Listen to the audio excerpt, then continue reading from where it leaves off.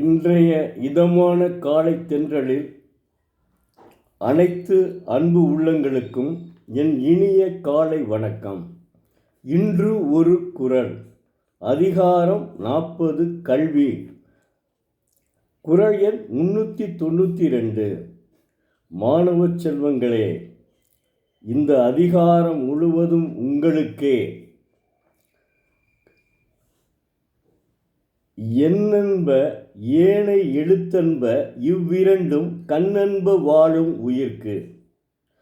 எண்ணென்ப ஏனை எழுத்தென்ப இவ்விரண்டும் கண்ணென்ப வாழும் உயிர்க்கு. தெய்வப்புலவர் திருவள்ளுவர், அறியாதார் எண் என்றும் எண் என்று சொல்லுவனவும் மற்றைய எழுத்து என்று சொல்வனவும் ஆகிய இரண்டு கலைகளையும் அறிந்தார் சிறப்புடைய உயிர்கட்கு கண் போன்றவர் கண் என்று சொல்லுவர் என்கிறார். அதாவது உயிர்கட்கு கண் போன்றது எது? எண்ணும் எழுத்தும். அதைத்தான் திருவள்ளுவர் எண்ணென்ப ஏனை எழுத்தென்ப இவ்விரண்டும் கண்ணென்ப வாழும் உயிர்க்கு. அதாவது ஒரு மனிதன் உயிர் வாழ்வதற்கு கண் எவ்வளவு இன்றியமையாததோ அதுபோல கல்வி மிகவும் இன்றியமையாதது. அதாவது கண்ணில்லாமல் ஒரு பொருளை காண முடியாது. அதுபோல கல்வி அறிவில்லாமல் பொருளை உண்மை பொருளை உணர முடியாது. கண்ணில்லாமல் ஒளியை காண முடியாது. அதுபோல கல்வி இல்லாமல் அறிவை பார்க்க முடியாது, உண்மை அறிவை அறிய முடியாது. கண்ணில்லாமல் ஒளி இல்லை, கல்வி இல்லாமல் அறிவில்லை. கண்ணில்லாதவர் எப்போதும் இருளிலே இருப்பர். அதுபோல கல்வி இல்லாதவர் எப்போதும் அறியாமையிலே இருப்பர். எனவே உயிர் வாழும் மக்களுக்கு கண் போன்றது கல்வி. அந்த கல்வி எண் என்றும் எழுத்து என்றும் இருவகைப்படும். அந்த இரண்டு கல்விகளையும் கல்வி கலைகளையும் அறிந்தோர் உயிரோடு கூடி வாழும் மக்களுக்கு கண்கள் என்று கூறுவர். எவ்வளோ அற்புதமாக சொல்லியிருக்கார் பாருங்க. கல்வியை எப்படியெல்லாம் அந்த 2000 ஆண்டுகளுக்கு முன்பு கல்வியை மக்களுக்கு எப்படி இன்றியமையாதது என்று சொல்ல வேண்டும் என்பதற்கு கண்களை ஓமையாக கூறுகிறார். கண் இல்லைன்னா நம்ம ஏதாவது நடக்க முடியும். என்ன ஒருத்தனுடைய துணையை கொஞ்சம் நடந்து கொண்டு போங்க, நாங்கள் அதை எழுதி விட்டுருங்க, அந்த ரோடை கிராஸ் பண்ணி அந்த சாலையை கடந்து போக வேண்டும். எவ்வளவு கஷ்டம் கண் இல்லைன்னா. அதுபோல் நாங்கள் கல்வி அறிவு இல்லைன்னா கண்ணில்லாதவன் படும் கஷ்டம் கல்வி அறிவில்லாதவன் படும் கஷ்டத்திற்கு சமம். அதனால தான் அவர் என்ன சொல்கிறாரு? எண்ணாகிய எண்ணும் எழுத்தும் ஆகிய இரண்டு கலைகளும் கண்களுக்கு சமம் என்கிறார். கண்கள் போன்றது என்கிறார்.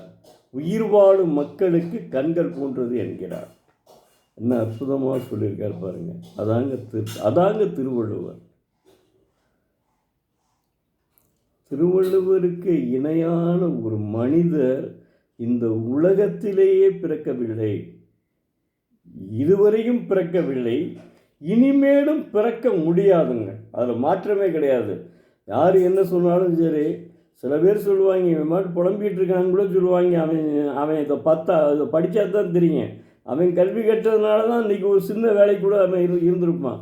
கல்வி கற்கவில்லை என்றால் அவன் இந்த சின்ன வேலையை கூட அவன் வாங்கியிருக்க முடியுமா? முடியவே முடியாது. இப்போ ஒரு சிறு நூலகத்தை எடுத்துக்கிடுவோம். நூலகத்திலே ஒருத்தர் அந்த நூலகராக இருக்கிறார். அவர் அந்த கல்வி பற்றுறதுனால தானே அந்த நூலகராகவே ஆக முடிஞ்சது. அவன் என்ன செய்வான், இதெல்லாம் இவன் போட்டு புலம்பிகிட்டு இருக்கான்னு நினைப்பாங்க, அப்படி இருப்பாங்க. அது மாதிரி இப்போ ஒரு பள்ளிக்கூடம் இருக்கிறது. ஒரு பள்ளிக்கூடத்திலே ஒரு ஆசிரியர் எலிமெண்ட்ரி ஸ்கூலில் ஆசிரியராக இருக்கார். அப்போல்லாம் அந்த 10th படித்தவங்களுக்கு எலிமெண்ட்ரி ஸ்கூலில் ஆசிரியராக போடுவாங்க. அந்த ஆசிரியர் குறைந்த சம்பளம் வாங்கினால் கூட அவருக்கு அந்த கல்வி அறிவு இருந்தால்தானே அவன் ஆசிரியர் ஆக முடிந்தது. அதை உணர வேண்டுங்க, மக்கள் உணர வேண்டும். இப்படி திருவள்ளுவர் அந்த காலத்தில் 2000 ஆண்டுகளுக்கு முன்பு சொல்லி வந்ததுனால தான் இன்றைக்கு மனிதர்கள் இங்கே அயல்நாட்டிலே போய் மிகப்பெரிய சிஇஓ போஸ்ட், பெரிய கம்பெனிக்கு சிஇஓ போஸ்ட்டில் அயல்நாட்டில் இருக்காங்க. அவருடைய வருமானமே என்ன தெரியுமா, நினச்சி பார்க்க முடியாத அளவுக்கு வருமானம். எதனால்? கல்வியினால். அதனால் கல்வி கற்றவர்களை மதிக்க வேண்டுங்க. அதாங்க மனிதத்தன்மை. முதல்ல நம் கல்வியை பயில வேண்டும், கல்வி கற்றவனை மதிக்கவும் வேண்டும். பேரறிஞர் அண்ணா WMA படித்தாருங்க, கரஸ்பாண்டன்ஸ்லாம் கிடையாது. பச்சையப்பன் கல்லூரியிலே 2 WMA படித்தவர். அதனால்தான் அவர் முதலமைச்சராக முடிஞ்சது. அவர் தன்னுடைய அறிவை பயன்படுத்தி தான் முதல்வராக ஆனார் 1967. அதனால் மாணவ செல்வங்களே, இந்த அதிகாரம் உங்களுக்கு என்பதே, வேறு யாரையும் நீங்கள் நினைக்க வேணாம். நீங்கள் என்ன செய்யணும், மாவட்டத்தை நாம் ஆள வேண்டும். நீங்கள் நாட்டை ஆள சொல்லலை, அது வேறு அரசியல். நீங்கள் மாவட்டத்தை ஆள வேண்டும், அல்லது ஒரு மிகப்பெரிய மருத்துவராகி நிறைய பேரை குணப்படுத்த வேண்டும். நோய் நாடி நோய் முதல் நாடி அது தணிக்கும் வாய் நாடி வாய்ப்பச் செயல். நோய் நாடி நோய் முதல் நாடி அது தணிக்கும் வாய் நாடி வாய்ப்பச் செயல் என்கிறார் திருவள்ளுவர். அதனால் அந்த ஒரு தொழில் நல்ல தொழில் அது. அந்த தொழில் அல்லது மாவட்டத்தை ஆளும் ஆட்சி, இந்த 2க்கும் முதல் முன்னுரிமை கொடுங்கள். அதுக்கப்புறம் இந்த நூல் நிலையத்தில் போய் ஒரு சின்ன லைப்ரரியாக இருக்கிறதோ, அல்லது ஒரு பள்ளிக்கூடத்தில் ஆசிரியராக இருக்கிறதோ, அல்லது எங்களை மாதிரி தமிழ்நாடு குடிநீர் வடிகால் வாரியத்தில் நான்லாம் கணக்கெடுவலர் இப்படி இருக்கிறதோ, அதனால் ஜூனியர் அசிஸ்டண்ட்டில் இருந்து தான் படிப்படியாக முன்னேறி கணக்கெடுவராக வந்தோம். அது மாதிரி இருப்போம். அது ஒரு தனிப்பிரியம், அது வேறு. முதலில் கல்வியை கருங்கள்.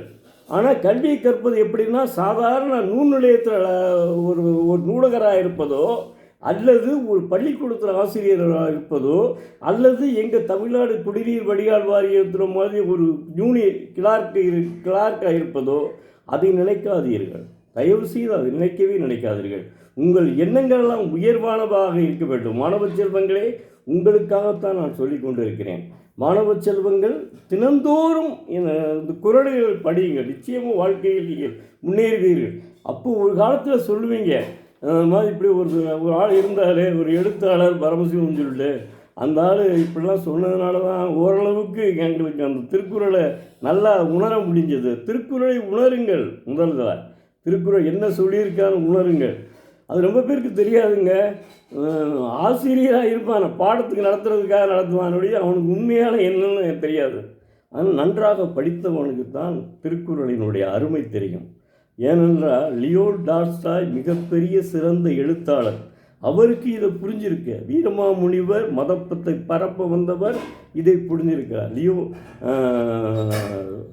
ஜியோ போப்பு இங்கு மதத்தை பரப்ப வந்தவர், அவர் அதனை அங்கே புரிஞ்சிருக்காரு. லியோ டால்ஸ்டாய் தான் மகாத்மா காந்திக்கே சொல்லியிருக்காரு. அதனால் மாணவ செல்வங்களே, நீங்கள் திருக்குறளை லேசாக நினைக்க வேண்டாம், நன்றாக நினையுங்கள், நன்றாக பயிலுங்கள், உங்கள் வாழ்க்கை முன்னேறும். நன்றி. நாளை மீண்டும் ஒரு குறளுடன் உங்களை சந்திக்கும் எழுத்தாளர் சோ. பரமசிவம்.